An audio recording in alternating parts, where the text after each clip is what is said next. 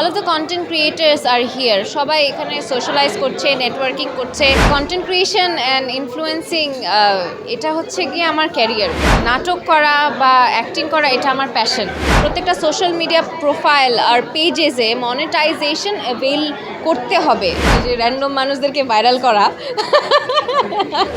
I feel like it's a good initiative that Stackmist has come up with, because এখানে একটা under one roof প্রত্যেকজন almost all of the content creators আর here, সবাই এখানে socialise করছে, networking করছে। ব্র্যান্ডের অনেকজন এসেছে, এজেন্সির অনেকজন এসেছে।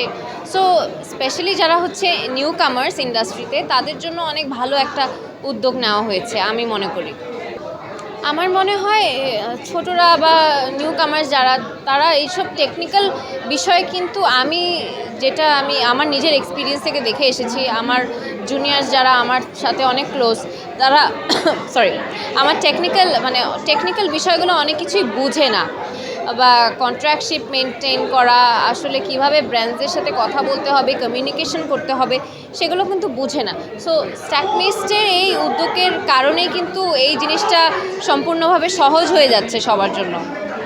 অবভিয়াসলি ভালো হলো, এরকম ধরনের সোশ্যাল ইভেন্টসে আমাদের মতো ক্রিয়েটার্সদের থাকাটাই জরুরি, প্রয়োজন আমি মনে করি। কারণ আমাদের দেখা দেখি আরও অনেকজন শিখছে, জানছে, বুঝছে কমিউনিকেশনটা কি, সবার সাথে কীভাবে আসলে ব্যবহারটা করতে হয়, ব্র্যান্ডসদের সাথে কীভাবে কথা বলতে হয়, নেটওয়ার্কিং, ওভারঅল সব ক্ষেত্রেই আর কি। আসলে কন্টেন্ট ক্রিয়েশন অ্যান্ড ইনফ্লুয়েন্সিং এটা হচ্ছে গিয়ে আমার ক্যারিয়ার। আর নাটক করা বা অ্যাক্টিং করা এটা আমার প্যাশন। এটা আমার ভালো লাগে, আমি ভালোবাসি। এই জন্য শখের ক্ষেত্রে করি, শখের ক্ষেত্রে করছি, চেষ্টা করছি ভালো করার জন্য, ইমপ্রুভ করার জন্য।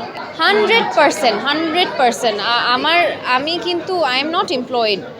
সো আমি টেকনিক্যালি একজন ফ্রিল্যান্স কন্টেন্ট ক্রিয়েটার। আমি কিন্তু আয় করছি। সো যে কোনো মানুষের কিন্তু একটা ফিক্স ইনকাম লাগে, বা একটা চাকরি লাগে to support their livelihood or their expenses, তাই না? সো ধরেন আমাকে একটা এক্সাম্পল হিসাবেই দেখেন, আমি কিন্তু রেগুলারলি আয় করছি, and there is like a constant cash flow if you are consistent. Content creator হয়ে গেলে না যে হ্যাঁ আমি আয় করতে পারবো, আপনার কনসিস্টেন্ট থাকতে হবে, আপনার রেগুলার কন্টেন্ট আপলোড করতে হবে, আপনার প্রত্যেকটা সোশ্যাল মিডিয়া প্রোফাইল আর পেজেসে মনিটাইজেশন অ্যাভেল করতে হবে to get a constant income. একদমই না, উড়াই দিব সবাইকে, কি বলে। এই জিনিসটা হচ্ছে কিন্তু আমরাই করি, যে রাতারাত যে র্যান্ডম মানুষদেরকে ভাইরাল করা। এটা কিন্তু আমরাই তাদের উল্টাপাল্টা কন্টেন্ট শেয়ার দিয়ে তারপরে করি। সো আই বিলিভ এটা আমাদের করা উচিত না। আমাদের করা উচিত কি, শিক্ষণীয় কন্টেন্ট বা informative content, good quality content, এগুলো সাপোর্ট করা, এগুলাই শেয়ার করা। উল্টাপাল্টা কন্টেন্ট শেয়ার করলে হবে না। এটা আসলে হয়, এটা আমাদের প্রত্যেকেরই হয়।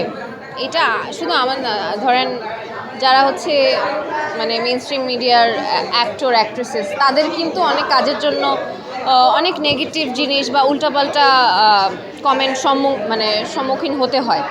এটা শুধু আমরা না।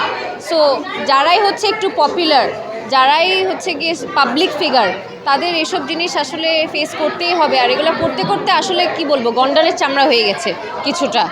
আমি মনে করি যে আমার আছে, আমি অন্যদের ব্যাপারে জানি না, আর আমি সহ আমার পরিচিত অনেকজন ক্রিয়েটার্সদের একটা রেসপন্সিবিলিটি আছে, যেহেতু আমরা অনেক আগের থেকেই বলতে গেলে বাংলাদেশের কন্টেন্ট রিপ্রেজেন্ট করি। সো ডেফিনেটলি আমাদের উপর অনেক বড় একটা দায় আছে।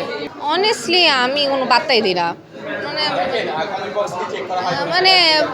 শুনেন, যারা হচ্ছে জবলেস, উল্টাপাল্টা কথা বলবে, দিন শেষে আমি কিন্তু টাকাটা ইনকাম করতেছি, কষ্টটা আমিই করতেছি। আমাকে গালিটা দিয়ে তোমার কি হবে?